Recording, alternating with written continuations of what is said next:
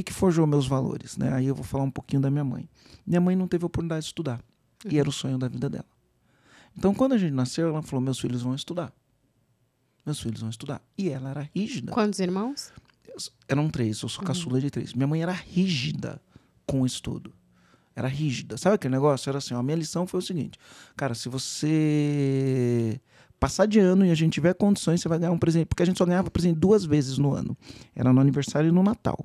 Hoje as crianças ganham presente todo dia, praticamente, né? E quando faz aniversário, convida 20 amiguinhos, ganha 20 presentes. Naquela época, não. Era um presente no aniversário, que você ganhava do teu pai e da tua mãe, no máximo da tua madrinha, no máximo, né? E um no Natal.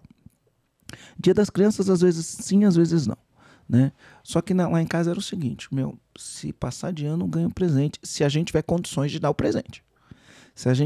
Só que, por outro lado, se repetir de ano, o couro come. E aí isso forjou a gente tinha que estudar, porque o couro comia mesmo, né? O couro comia. Então, na minha história, o estudo foi muito importante. De me esforçar, não é que eu gostava de estudar, mas da minha mãe forçar a gente a estudar, senão o couro comia, eu me apaixonei por estudar, pelo desenvolvimento. E aí eu fiquei bom de matemática, fui para as Olimpíadas de Matemática, eu virei o nerd da classe, todo mundo me achava super inteligente, mas no final do dia eu era só um cara esforçado. Não tinha nada de super inteligente, era um cara esforçado, estudava mais que os outros.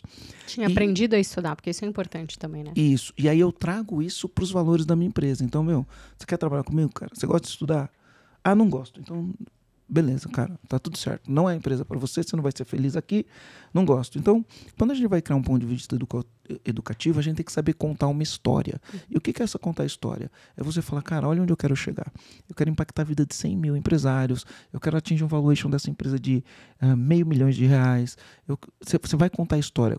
Como que eu mudo a vida do meu cliente? O que eu quero que as pessoas pensem, falem ou sintam toda vez que tiver contato com o meu produto, meu serviço, minha marca. Então, você constrói uma história com esses dados.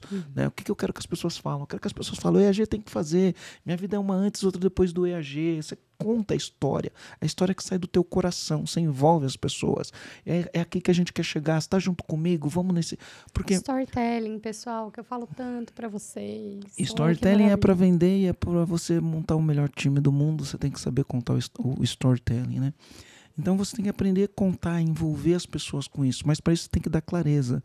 Só que aqui na empresa, isso aqui é não negociável. Eu não negocio, cara. Ou você gosta de estudar e se desenvolver, ou tá fora do jogo. É não negociável. Ah, mas é que quando eu tô fora da empresa... Você não faz isso quando você tá recrutando? Porque hoje eu faço isso...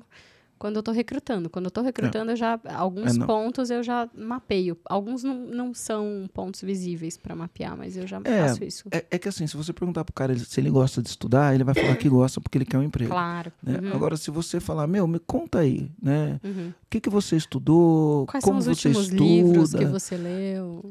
Quais os últimos livros? Qual foi o último curso que você fez? Porque se o cara falar, faz tempo que eu não leio um livro, faz tempo que eu não faço um curso, né? Quais estratégias de aprendizagem que você... Se o cara não tiver nada disso, você já tem um indício que não é a dele. Sim. Né?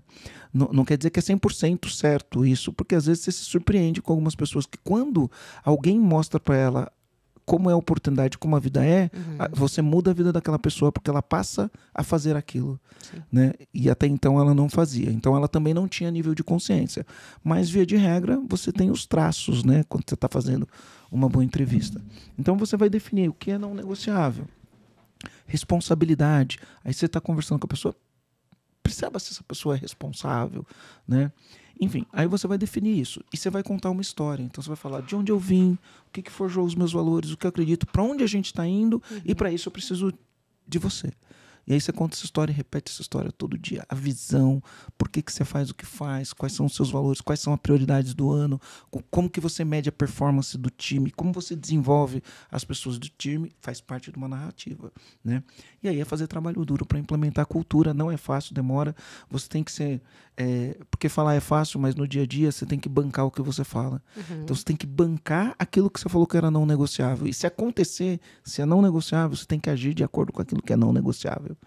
Tem que ter coerência, né? Tem que ter coerência. Uma vez que você perde a coerência, principalmente com equipe, eu sinto muito isso. Não tem como.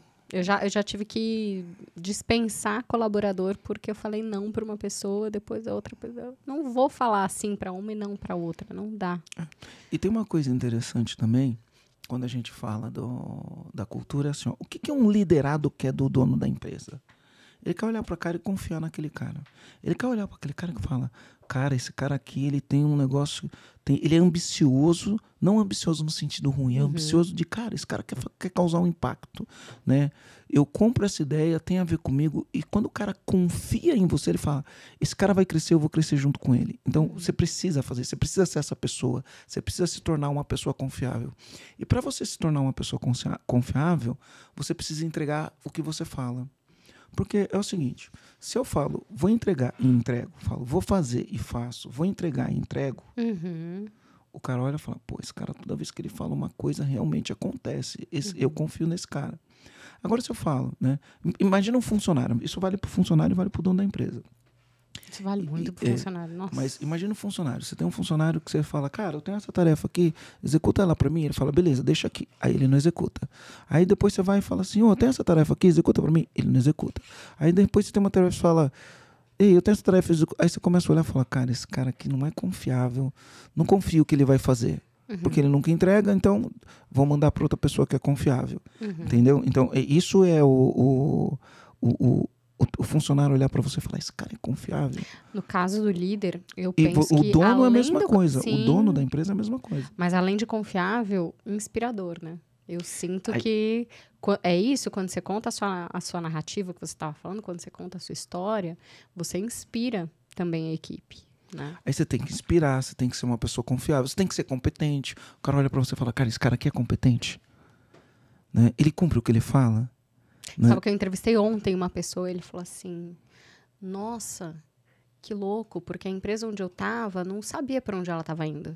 Eles estavam crescendo, mas ela não sabia onde. Eu tô entendendo que você tem uma visão, que você sabe onde vocês vão chegar, vocês estão... Então, o colaborador, ele se sente mais seguro até na hora de atração de talentos, não é não? É isso. Esse é o poder de você ter uma cultura, mas ele olha e fala, caramba, eu nunca vi isso em lugar nenhum, cara. Vocês têm energia. Aliás, né, um dos elementos da cultura é a energia, como você energiza seu time. Não, eu adoro... Gente, preciso contar isso pra vocês aqui. Marcelo Germano me manda uma mensagem assim, bom dia, está chegando? Você está feliz? Conta sobre se está feliz. Cara, mudou a minha energia. Eu tava no carro, eu aumentei o som, falei assim, verdade, olha aqui, tanta coisa que eu tenho que ser grata, eu sei que eu tenho tal e tal e tal e tal e tal desafio hoje pra resolver. Tô cansada, mas assim, bora. Mudou, te juro nem te contei isso, mas mudou a minha energia. Conta essa história do Você Tá Feliz. Tem duas coisas aqui no Tá Feliz. Tem ciência e tem marketing. Beleza? Vamos falar primeiro do marketing, depois a gente fala da ciência. Tá.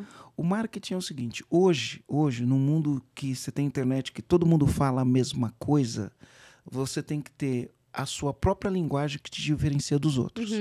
Fala, e aí, tudo certo, todo mundo fala, né? E aí, tudo bem, todo mundo fala.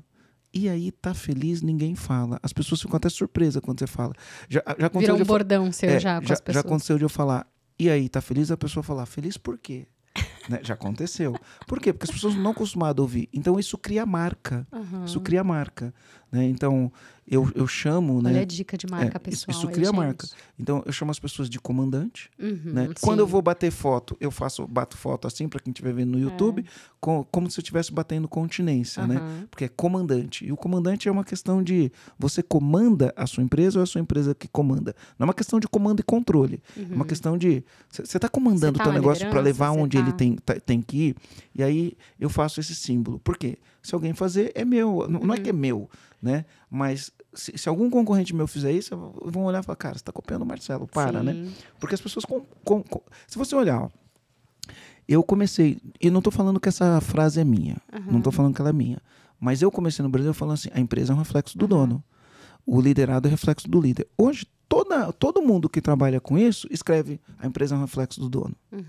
Então, isso não diferencia ninguém falar que a empresa é um reflexo do dono. Eu falo. Eu que trouxe essa narrativa. Eu que comecei falando, a empresa precisa de cultura, liderança e gestão. Hoje, todo mundo fala que a empresa precisa de cultura, liderança e gestão. Essas coisas não te diferenciam.